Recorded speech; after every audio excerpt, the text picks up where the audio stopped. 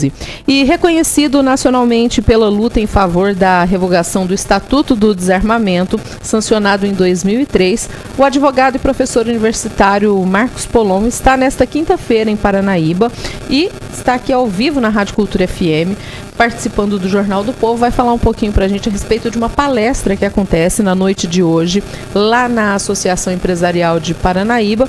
E eu queria que ele falasse primeiro a respeito do tema da palestra, né? Bom dia, Marcos, seja bem-vindo. Bom, muito bom dia, Thalita, muito bom dia, Alex, bom dia a todos os ouvintes da 106.3 Cultura FM aqui em Paranaíba. Muito feliz de estar mais uma vez aqui, essa cidade que eu conheço há bastante tempo, gosto muito, já vim brincar carnaval aqui na época de solteiro, né, quando era jovem, estava fazendo faculdade, tem muitos amigos aqui. E o tema que nós vamos tratar é a legítima defesa armada. Quais são as formas de você adquirir uma arma de fogo, uma ferramenta eficaz à legítima defesa? Quais são as circunstâncias em que a legislação autoriza a legítima defesa e quais as consequências se você utilizar desses meios para se defender? E claro, mais importante do que isso tudo, tentar levar para as pessoas a conscientização de que não se trata de armas, se trata de liberdade. Afinal de contas, como o próprio presidente já ressaltou, um povo armado jamais será escravizado. Essa é uma frase muito forte, que fica muito bonita numa camiseta, só que se você não compreender a extensão dessa frase e a profundidade que ela tem, de pouco vale. Então a gente pretende passar essas notas técnicas, explicar quais são os direitos que todos têm, mas no final enfatizar a importância da população ter direito ao acesso às armas de fogo. E essa palestra na noite de hoje, né? Ela é gratuita, o pessoal tem que fazer inscrição? Sim, ela é gratuita, basta comparecer. Eu acredito que é só chegar lá, vai ser muito bem recebido e sim, é gratuita, sim, não tem nenhum custo. E você é fundador também do ProArmas, né? O movimento ProArmas. O que é esse movimento, né? Para o pessoal que está em casa poder entender. Sim, o ProArmas é a maior organização armamentista da América Latina. Nós nos inspiramos numa organização americana que se chama NRA, que atua nos Estados Unidos defendendo a segunda emenda, o direito das pessoas possuírem e portarem armas de fogo.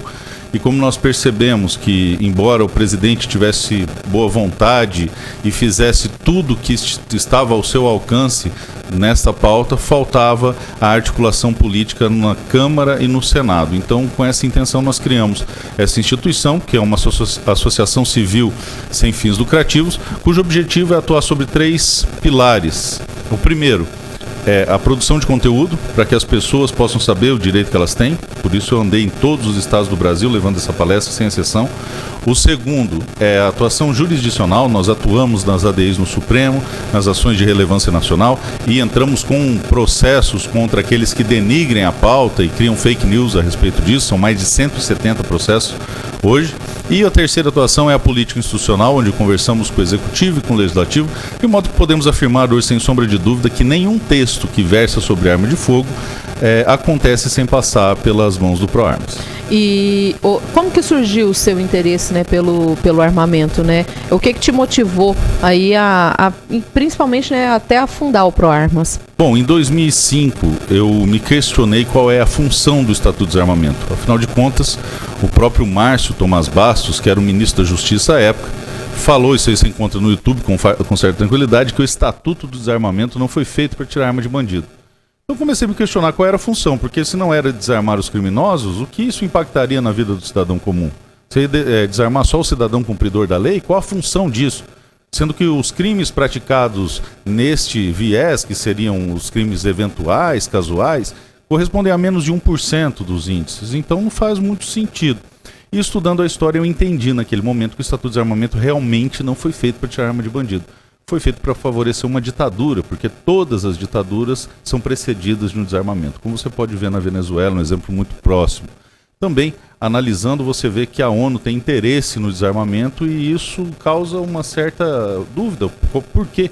E aí você percebe, estudando também a história, que o desarmamento, e principalmente o microdesarmamento, enfraquece a soberania de um país. Seria até complexo explicar isso agora, mas eu posso citar um exemplo. Pega a Ucrânia foi invadida e saiu distribuindo fuzis para os seus cidadãos porque é desarmada e estava enfraquecida. Você não consegue ver uma invasão no Texas, por exemplo. Quando os japoneses bombardearam Pearl Harbor, não invadir os Estados Unidos, porque lá todo mundo está armado, você não consegue, cada homem é um soldado. E o que é pior, você analisando, Alex, a situação, você vai ver que o Estatuto de Desarmamento foi feito para proteger marginais. Existe um grupo de parlamentares que atua na Câmara e no Senado que protege bandido. Que quando você tenta criar regimes mais duros, como castração química, prisão perpétua, eles são contra, eles estão lá para proteger marginais ou acabar com as benesses que o crime tem, eles são contra. E eles veem nos marginais as vítimas da sociedade, defendem criminosos, defendem traficantes, tem papos cabulosos com o PCC. O Estatuto de Desarmamento é uma ferramenta para proteger bandido, porque na época que a gente tinha o direito de ter armas, você criava um fenômeno psicológico no marginal chamado dissuasão racional, onde ele pensava duas vezes antes de invadir um imóvel habitado.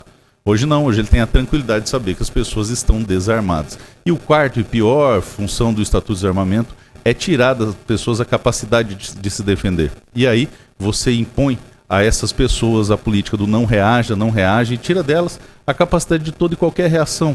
E não só a reação armada, mas a reação política, a reação institucional, a reação intelectual.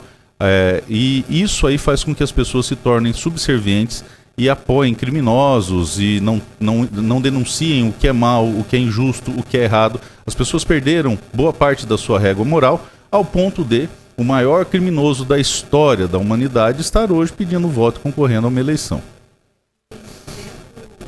Da sua bandeira, né? Você acredita que hoje o Brasil, né, que hoje o nosso sistema de segurança pública, ele está preparado para esse armamento? Na verdade, é muito fácil comprar arma no Brasil, desde que você seja bandido. A gente que mora no estado de fronteira, é só você ir até o Paraguai, ou então uma quebrada, que nem o pessoal fala, e ali você adquire uma arma com muita facilidade. E o sistema de segurança não está preparado para desarmar esses marginais.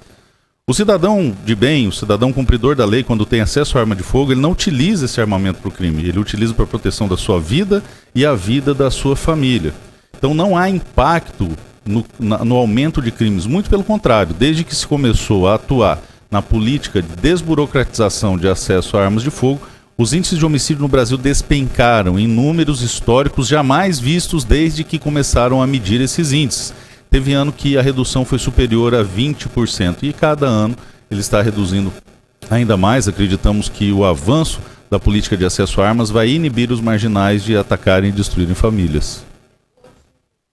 Hoje aqui em Mato Grosso do Sul, você tem um levantamento, né, de quantas pessoas que possuem legalmente, né, arma de fogo? São aproximadamente 50 mil pessoas. 50 mil pessoas. Isso, e aí a gente não está colocando na conta juízes, promotores, policiais, né, que tem o porte funcional, e aí a gente vê que mesmo sendo uma parte considerável da população, não existe um morticínio como as pessoas alardeiam. Na verdade, existe uma mentira contada há muito tempo, que a cada 1% do número de armas que aumenta, armas legais, deveria se aumentar em 2% o número de homicídios. E nós verificamos que houve o exato oposto. Então as narrativas estão caindo por terra, porque nós não nos pautamos em narrativas, mas sim na verdade. E a verdade, uma vez demonstrada, você não tem como desver a verdade, né? Ela se mantém em pé por si própria. Alex, alguma dúvida, algum questionamento? E você, Marcos, é pré-candidato também, né, a deputado estadual. Essa é a sua principal bandeira? Quais são aí, né, suas outras frentes? Bom, eu sou pré-candidato a deputado federal. Uma vez que essa pauta tem que ser trabalhada em Brasília, né?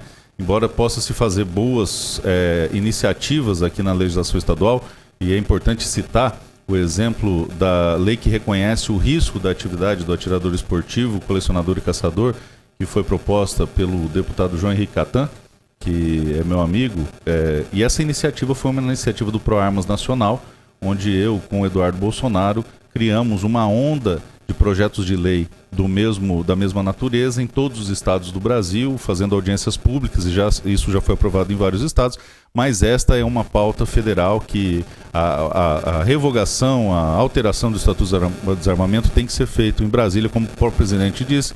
Ele pode fazer muito, mas não pode fazer tudo. No entanto, esta não é a minha única bandeira, mesmo porque, como você quer assumir uma posição de deputado federal, e eu venho a pedido pessoal do Eduardo Bolsonaro, que estará aqui no Mato Grosso do Sul manifestando apoio à minha pré-candidatura, ou depois da convenção, caso se efetive a minha própria candidatura, você não pode ter uma pauta só.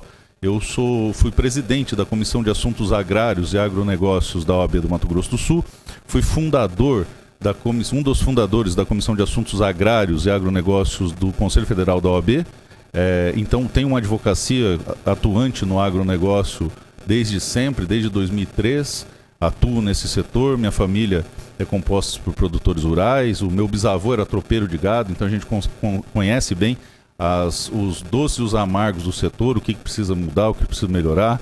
Além disso, a gente tem um foco especial para os produtores de sementes de forrageiras, pouca gente sabe, mas o Brasil é o maior produtor de semente de forrageira do mundo.